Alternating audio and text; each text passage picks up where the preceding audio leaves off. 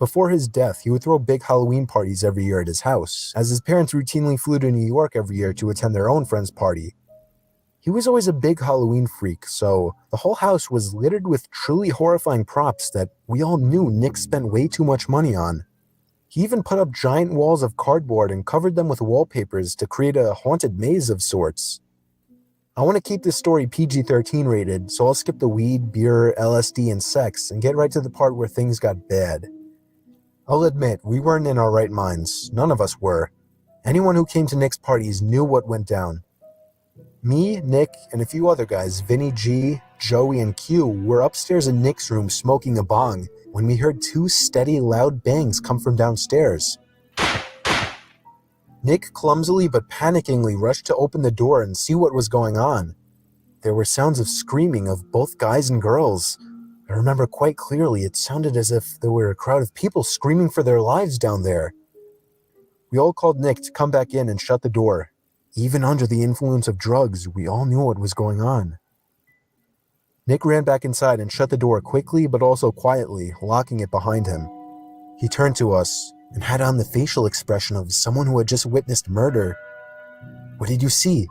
What's going on?" we all shouted at him. He told us to hide before anything else. We all knew why. From that point on, we didn't ask questions. Nick hid the lights and hid in the closet with Joey, while I hid under the bed with Q, and Vinny G hid in the storage box. We could hear the blasting music from downstairs turn off, followed by a grown man screaming at everyone to shut up. One unfortunate girl let out a scream of shock and fear, and after another bang, silence. The man started shouting at everyone again, but personally I couldn't hear it too well, and I certainly as hell wouldn't remember exactly what he was shouting. We heard two other men shouting. By now there were a confirmed 3 intruders in the house, but there could have been more for all we knew at that point. We heard the sound of boots stomping up the stairs and then coming halfway down the hall and stopping outside the bedroom door. The intruder on the other side of the door tried the doorknob, but when he realized it was locked, he started ramming into the door with most likely his shoulder. After a few failed attempts at that, the sound of a few shots to the doorknob were clearly enough to break the lock, allowing the door to swing open. We heard cries from downstairs after the shots to the doorknob, followed by a silencing gunshot. Me and Nick had our hands on our mouths to shield our breathing noises. I watched through the transparent cloth that hung from the bottom of Nick's bed as the black boots with overlapping ripping denim jeans moved instinctively to the closet. He opened the door. I could hear Nick begging for the intruder not to kill him, offering a generous amount of money if they would leave. Nick gave himself up as the house owner. That's when the intruder ordered him downstairs. The rest of us stayed put. Apparently Joey hadn't been caught with Nick. We stayed under the bed, shaking and afraid. There was near silence from downstairs, other than Nick talking with the intruders, but whatever they were saying was much too low for us to hear. It felt like a near 20 minutes before the front door slammed shut and Nick came running back upstairs to tell us that they were gone. I think the most horrifying moment of my life was when I stepped downstairs back into the living room and saw the 2 dead bodies laying lifelessly on the ground, holes in their heads spewing out blood. Jen and Robbie, 2 good friends that I still miss. I'll spare you the details of what happened when the police arrived, but despite the fact that the house smelled like a marijuana greenhouse, the police were more interested in finding out who the masked men were that killed 2 innocent college students. Oh yeah, Nicky told the 4 of us who were hiding in his room that there were 4 intruders in total, all wearing fedoras, vendetta masks, coats, and gloves. They demanded $100,000 in cash, and when Nick could not provide it, they demanded he fill their empty sack with his most valued possessions. All of the partygoers held hostage in the room were also forced to throw their wallets into the sack or they would be shot. After the incident, Nick became depressed. He started drinking too much, becoming an alcoholic. He stopped showing up to school and ultimately ended up dropping out. He started the use of heavier drugs, such as meth and heroin. I had one good talk with him since the incident, and he was more real during this talk than he had ever been. He told me, with tears rolling down his cheeks and a pipe in his hand, he lived in constant pain, knowing he caused the death of 2 of his best friends. Nick died of a heroin overdose in July of 2013, not even a year after the incident.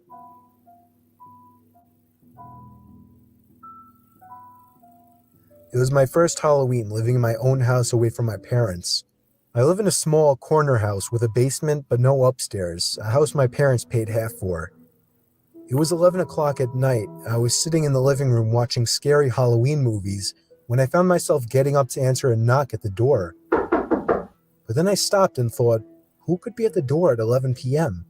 Surely there were no more trick-or-treaters out. I had a pretty good feeling it was a late-night Halloween ding-dong ditcher, so I gave it a second, then I shot a glance to the porch through the window. They were gone already. Yup, ding-dong ditchers. I sat back down, not thinking twice about it, and again, knocking at the front door. Get lost, I yelled. I was not in the mood for punky kids. They ignored my demands and started pounding now, not just knocking. I was pissed now. I leaped up and swung the door open. No one was there once again. I slipped on my shoes and headed outside to begin searching the bushes for the kids, but there was nobody in sight. Not in the bushes, not behind my car, not across the street. I was done answering. I didn't want to feed into their fun anymore, so I went back inside, double-locked the door, and went to my bedroom, also locking that door, just to feel safer, I guess. Even over the TV, I could still hear the stupid kids pounding on my front door repeatedly. I was so close to calling the cops to get them away, but that would undoubtedly lead to my house being egged or teepeed. The pounding continued for an uncomfortably long time, more than half an hour. I thought these kids must be filming something for YouTube and were desperate for a reaction, but I wasn't going to give it to them. At some point I dozed off with the TV on, only to wake up to the knocking again. I looked at the clock. It was 2 in the fucking morning. How could those kids still be at it, I thought. I turned the TV off and sat up with my ears open. For a few moments, my heart completely stopped as I realized the knocking was not at my front door, but rather at my bedroom door. I jumped out of bed, looking around my room like a madman for something to use as a weapon. They knew I was awake now. They were trying the doorknob, trying to bust down the door. These weren't any kids. By some miracle, I came up with an idea. It was a long shot, but it was all I could think of. I turned on the receiver to my speaker system, plugged in my iPhone, brought up the YouTube app, typed in 45 gunshot sound effect, turned on the volume and pressed play. The sound of a gunshot echoed out of the speakers. It sounded real enough. I paused the video after the first shot and yelled, "That was a warning shot. Leave now or I won't hesitate to shoot you in the head." And it worked. I heard 2 pairs of footsteps stomping over my wood floors and out the front door. I gave it a moment before opening my bedroom door and peeking outside. They were gone, but the front door was left wide open. I quickly shut it, called the police, and that's where my story ended. I'm quite interested. I've been watching him, Mr. Nightmare. So I was never really a big Halloween person, mostly because I grew up without many friends, and once I passed the age of 10, I couldn't use the excuse of going with my mom anymore. And it's not like I had friends to go with. You're doing it in the So this last Halloween, I was 14 years old. I do have a little sister who's only 8, so my mom went trick-or-treating with her. My one really good friend, Steve, already had plans and I didn't want to impose, so it didn't seem like I'd be trick-or-treating this year. I felt a tiny part of me explode with happiness on the inside when my mom asked me to stay home and hand out candies. Now I felt like I had a job to do that didn't involve me trick-or-treating alone like a loser. My mom left with my sister at about 6 o'clock, about an hour after she got home from work. She told me to expect her back around 9, so I was relaxing on the couch in the living room, watching the scary movie marathon on AMC, and occasionally answering the door to give candy to the kiddies. And while doing that, the kitchen phone began to ring. That scared me. I remember the ringer was set so loud it actually made me jump. I picked up the phone, and the other end remained silent, except for a bit of fumbling and background noises. Sounds you'd expect when somebody's holding a phone. I think I said hello about 5 times before the person on the other end hung up. I just knew it was somebody pulling a Halloween prank call on me.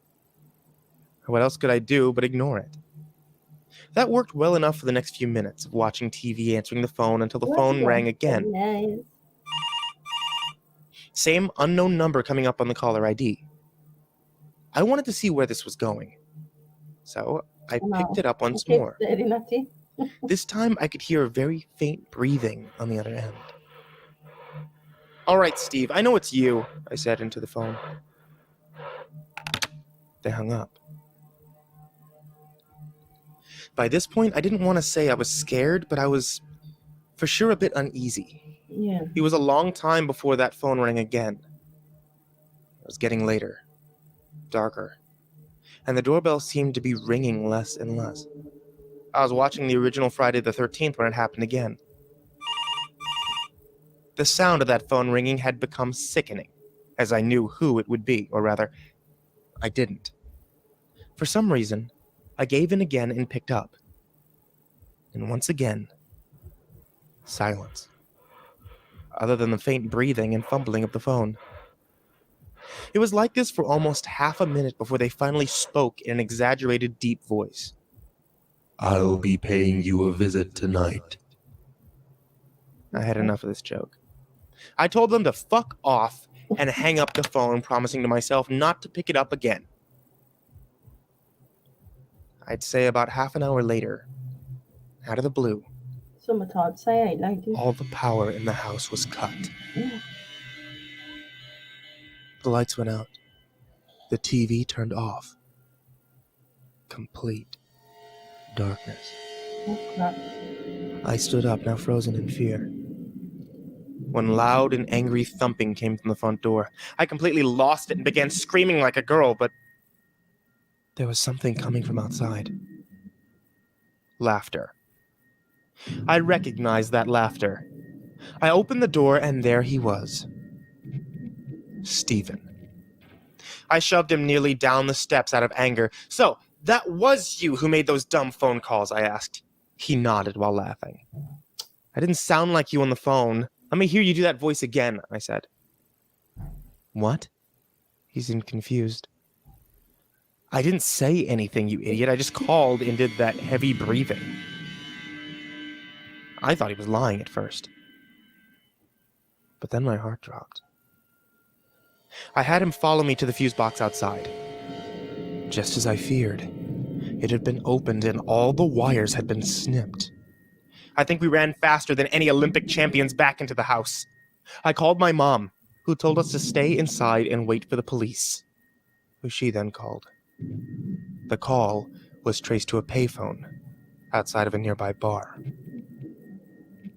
I still wonder, was this just a dumb Halloween prank gone too far? Or was it a potential break-in? And God knows what else waiting to happen. I don't think I ever want to find out.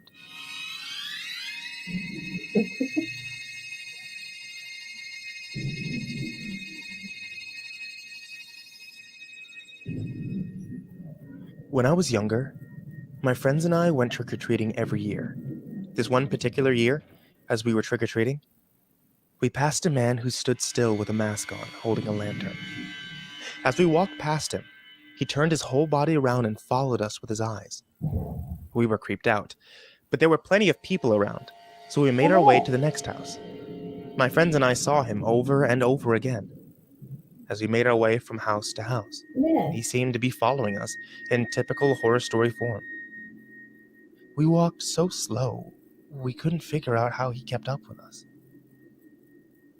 At one house, when we hadn't seen him for a while, we got our candy. As we turned around to walk back to the street, the masked man stood in the road waiting for us. Immediately, we knocked back on the door and told the owners of the house about it. The masked man continued walking down the street, and we didn't see him again that night. Later on, an adult friend of the family told us he saw a masked man hiding behind a tree, waving little kids over, and he only backed off when he threatened to call the police.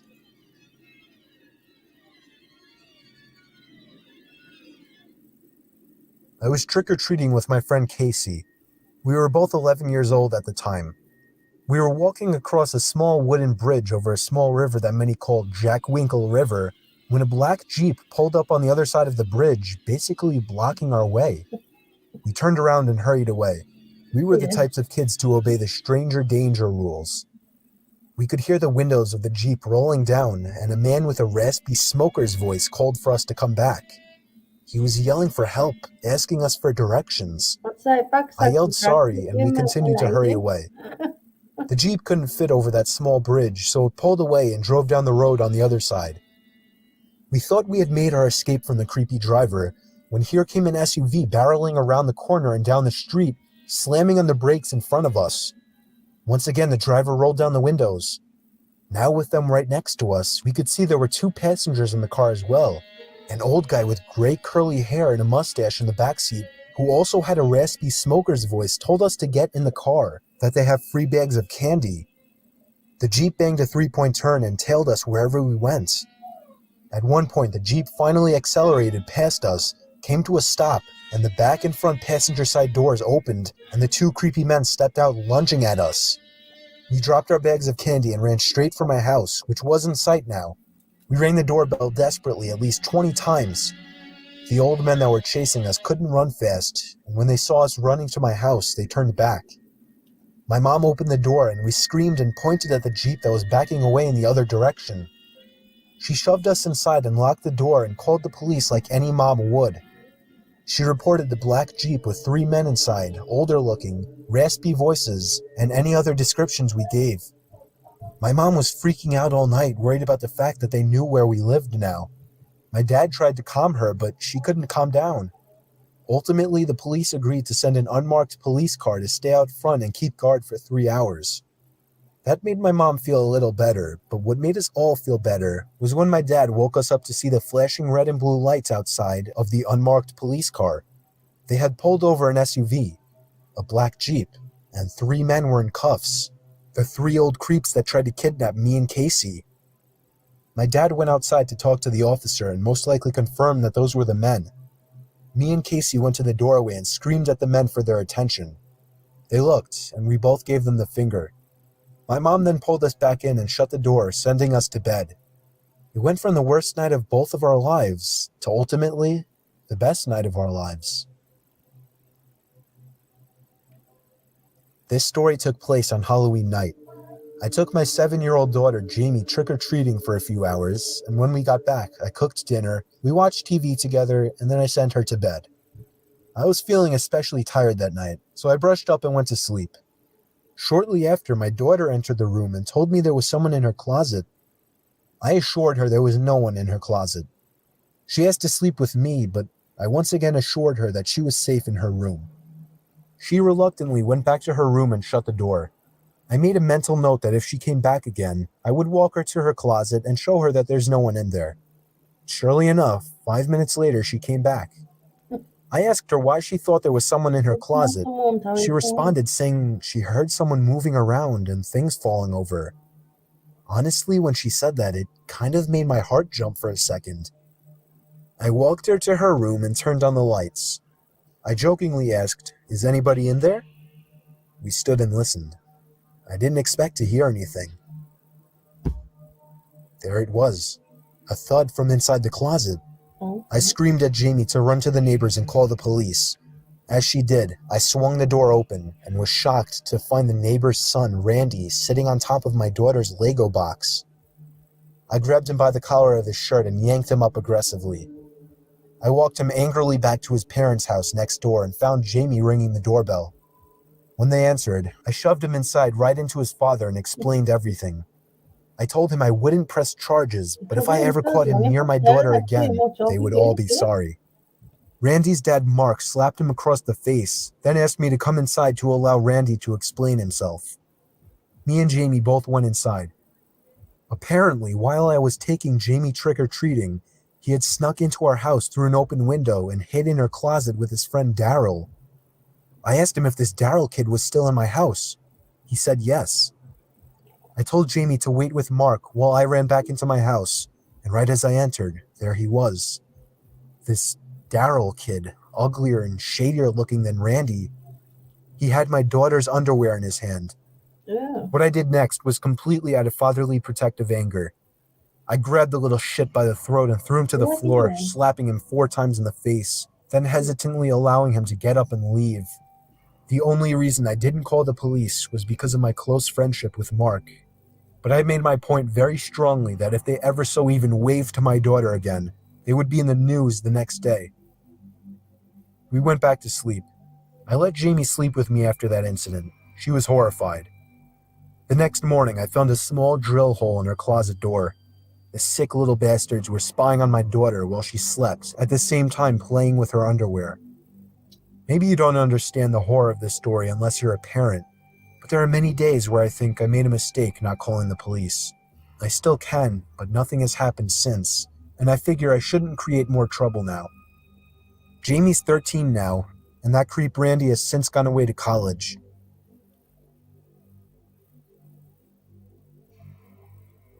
We had just moved into our large new house in Mississauga, Ontario, in an area called Winston Churchill. It was Halloween night, and my parents, my 4 other sisters, my brother, and I were unpacking our stuff in our new bedrooms.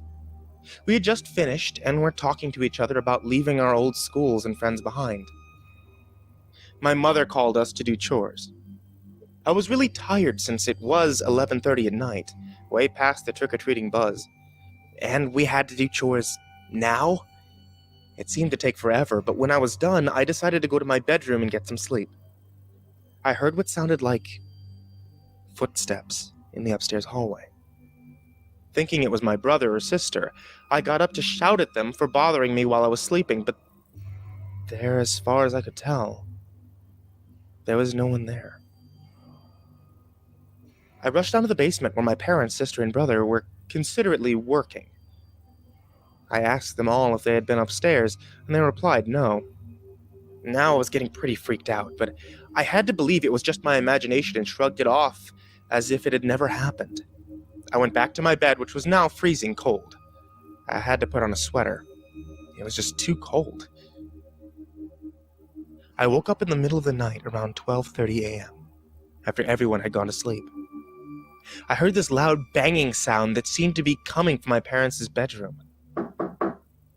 I thought it might be my brother or sister waiting to get a drink of water, but was too scared to go alone. I was wrong. The banging continued, getting louder by the minute. I couldn't get to sleep, so I decided to check it out. I walked into the hallway, and believe me, there was no one there. As I walked in, the banging seemed to stop. I stared at the door, only for a quick moment before deciding to go back to bed. After a couple of minutes, the banging started again. Now I was totally chilled to my very last bone. I tried to sleep again, but I couldn't. Very typical of me. The door to my bedroom creaked open, as if someone were pushing it lightly. But it was too dark to see who or what could have caused it. Hey, what the hell are you doing? Who is it? Let me go back to sleep. Very light footsteps began to move closer to my bed.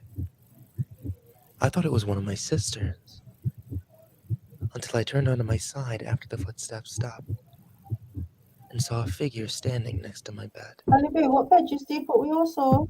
A figure at least 7 feet tall. I choked the urge to scream. Nothing came out. I lay there in unimaginable horror as the figure finally said,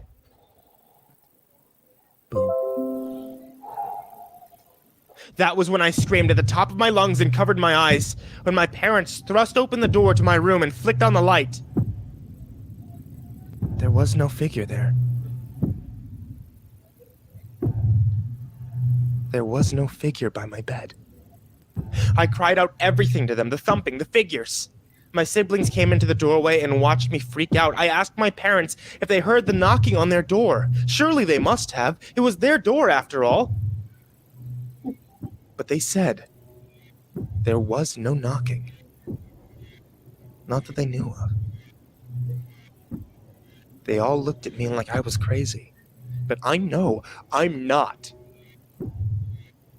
You can't just imagine something like that. Something so real.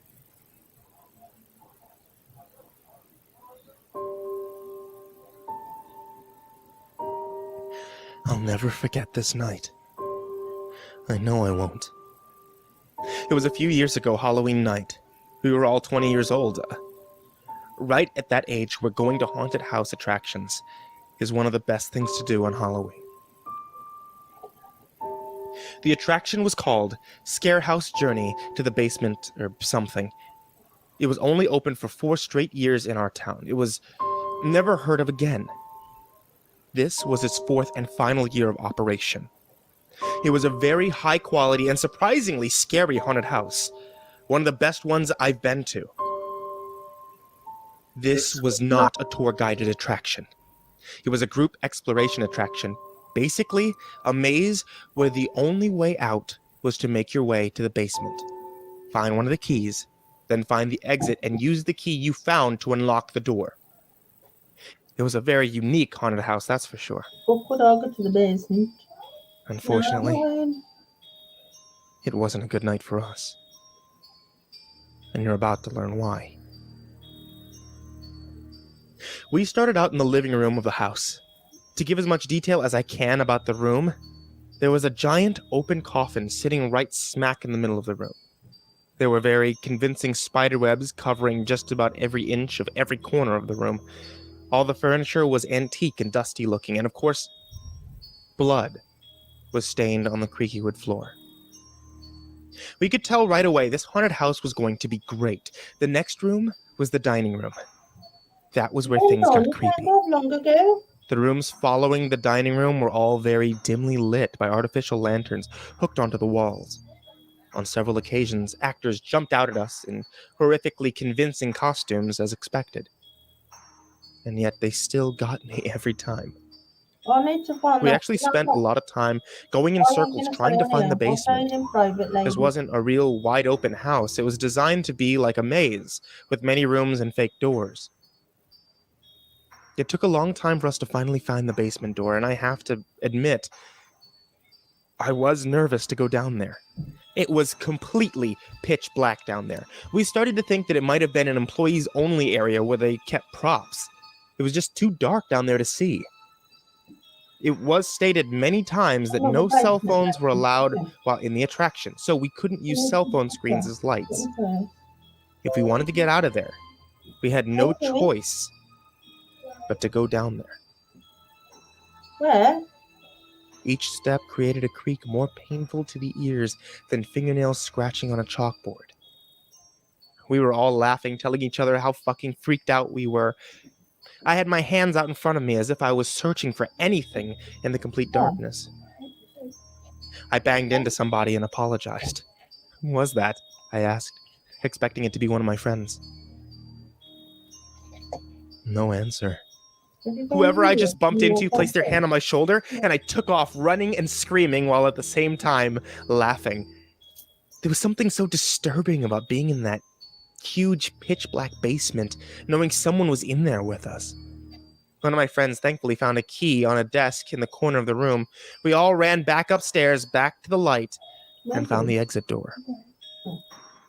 The actual experience and process of getting through that maze of a haunted house was much longer than my story makes it out to be, but that's not where things got horrifying. Right outside the exit door was a small bin with a sign that said, "Drop keys here, please." That's how the staff would collect the keys and bring them back down to the basement. Halfway off the premises of the haunted house, the exit door opened, and a really tall person dressed in a black robe and bloody pig mask stepped out and started following in our direction. He or she, though it was most likely a he, so I'll refer to them as a he, appeared to be one of the staff members for the attraction. As we walked further away from the attraction, So did the guy in the costume. It seemed to all of us that he was following us by this point. One of my friends called. "We don't have the key if that's what you want. We dropped it in the little bin." But that didn't do the trick. As a joke, we started running just to see if he would too, and he did. We stopped, and so did he. We stood still, and so did he. At first it was funny, maybe it was just a joke, but as we got closer to my friend Eddie's house, we were starting to discuss if we should reveal where he lives to this guy. He had been following us for at least 5 blocks now, so if it was a joke, it had gone far enough. Eddie's parents were both home, so we felt safe to go inside. Apparently, Eddie's front door was broken, whatever that meant, so we had to go run back. I've got a really bad one to We watch. jokingly waved at the douchebag still following us, then walked to Eddie's backyard, shutting the gate behind us. Wiping our feet on his welcome mat on the back door, we heard the gate open. The man emerged from behind the side of the house and began walking towards us once again. This time, much faster. Eddie opened the back door and called to his dad, telling him to get his gun. This seemed to grab the masked man's attention. He slowed down, turned his head to face Eddie. Eddie's dad emerged, angry as hell, and aimed his pistol at the masked coward. He raised his hands up and cried out for him not to shoot, that he's only 27. Eddie's dad told him to get lost and never come back. And the next time, he wouldn't think twice about pulling the trigger. Personally, I wish Eddie's dad had made the guy get on his knees and take off the mask, then call the police. That guy got off too easily. For all we know, he could have been armed as well. We contacted the haunted house attraction, and they informed us that they had no such employee dressed in a pig mask.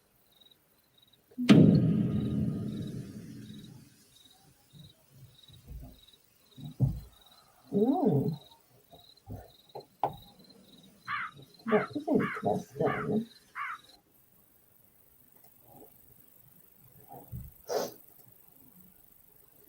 Right, ladies, I'm going to get off. So I've got things to do. I know I've got a real scary one tonight, ladies, but I'm going to wait for it to get dark. Do you know what I mean? So I'll see you in a bit. Love you, bye.